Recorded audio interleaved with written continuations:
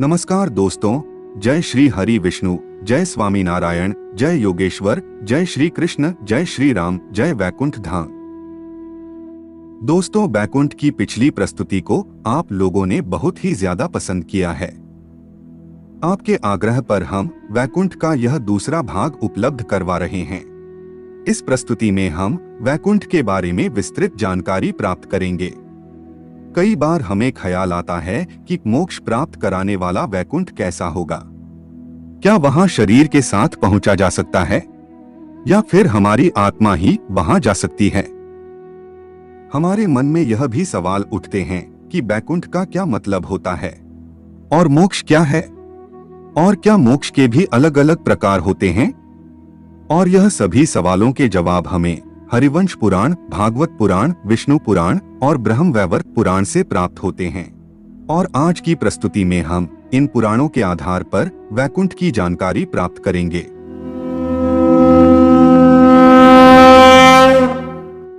प्रधान पुरुष अव्यक्त कलानाम परमम हि यात पश्यन्ति सूर्यम शुद्धम तड विशो परमम पदम। अर्थात पदार्थ, आत्मा, अभिव्यक्ति और समय से परे क्या है, उसे योग्यता प्रदान शुद्ध मुनि देख सकते हैं। वहीं विष्णु का परम धाम वैकुंठ है।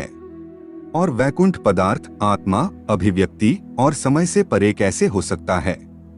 इसी बात को समझने के लिए हमें सृजनहार के द्वारा बनाए गए डायमेंशन यानी कि आयामों के बारे में जानना होगा। आपने 2D और 3D कार्टून फिल्मों के बारे में तो सुना ही होगा। हमारा भौतिक जगत भी इस 3D यानी त्रिआयामी थर्ड डायमेंशन से व्याप्त है और चौथा आयाम है समय। और समय को मिलाकर हम 4 डायमेंशन से बंधे हुए हैं। पहला आयाम है लंबाई, दूसरा आयाम है चौड़ाई, तीसरा आयाम है गहराई और चौथा आयाम है समय। समय को भी हम आगे बढ़ता हुआ महसूस कर सकते हैं, लेकिन उसमें आगे भविष्य में और पीछे भूतकाल में नहीं जा सकते। और यही हमारी इस जगत में मर्यादा है। हमारे वेदों में ऐसे 64 आयाम बताए गए हैं। इन 64 आयामों में से 10 आयामों को मुख्य माना गया है। हिंदू शास्त्रों के अनुसार भूलोक, भुवरलोक और स्वर्गलोक हमारी 4 आयामी सृष्टि में ही बसे हुए हैं। 5वें आयाम को ब्रह्मा आयाम कहा गया है। इसी आयाम में ब्रह्मा निवास करते हैं। यहाँ का समय अलग है। हिंदू धर्म में काल अर्थात समय की धारणा बहुत ही वैज्ञानिक है। एक त्रिश्रेणु से लेकर एक क्षण तक, एक क्षण से लेकर दंड तक, दंड से लेकर मुहूर्त और मुहूर्त से लेकर प्रहर, प्रहर से लेकर दिवस तक, दिवस से लेकर पक्ष, 2 पक्ष का 1 माह, 2 माह की 1 ऋतु, 6 माह का 1 अयन, 2 अयन का 1 वर्ष, 1 वर्ष का देवताओं का 1 दिन, देवताओं के 12,000 वर्ष का 1 महायुग, 71 महायुग का 1 मनवंतर, 14 मनवंतर का 1 कल्प, 1 कल्प अर्थात ब्रह्मा का 1 दिन, और ब्रह्मा के दिन जितनी ही ब्रह्मा की रात्रि, और ब्रह्मा के 1 दिन और 1 रात्रि को मिलाकर बनता है 1 अहोरात्र। इसी तरह महाविष्णु और शिव के समय की कल्पना करना भी मुश्किल है। इसके बाद आगे 6ठे आयाम में महाविष्णु निवास करते हैं। महाविष्णु के भी 3 भाग हैं, कारणोदकशायी विष्णु, गर्भोदकशायी विष्णु और क्षीरोदकशायी विष्णु। इसमें कारणोदकशायी अर्थात महाविष्णु तत्वादि का निर्माण करते हैं, जिससे इन 5 आयामों का निर्माण होता है। इसे ही महत कहा जाता है और जिनके उदर में समस्त ब्रह्मांड हैं। दूसरे गर्भोदकशायी विष्णु से ही ब्रह्मा का जन्म होता है, जो प्रत्येक ब्रह्मांड में प्रवेश करके उसमें जीवन प्रदान करते हैं, तथा जिनके नाभि कमल से ब्रह्मा उत्पन्न हुए। उसके बाद तीसरे हैं क्षीरोदकशायी विष्णु, जो हमारी सृष्टि के हर तत्व और परमाणु में व्याप्त हैं, जो परमात्मा रूप में प्रत्येक जीव के हृदय तथा सृष्टि के प्रत्येक अणु में उपस्थित होकर सृष्टि का पालन करते हैं। इसके बाद नंबर आता है 7वें आयाम का, जिसे सत्य आयाम या ब्रह्मा ज्योति कहते हैं। जैसे सूर्य की ज्योति होती है, इसी आयाम में समाया है वह तत्व ज्ञान, जिसकी मदद से मनुष्य देवताओं की श्रेणी में चला जाता है। इसके बाद है 8वां आयाम, जिसे कैलाश कहा जाता है। इस आयाम में भगवान शिव का भौतिक रूप शंकर के रूप में विराजमान है। उनका कार्य ही इन 7 आयामों का संतुलन बनाए रखना है। इसीलिए सिद्धयोगी भगवान शिव की आराधना करते हैं, क्योंकि हर योगी वहां जाना चाहता है।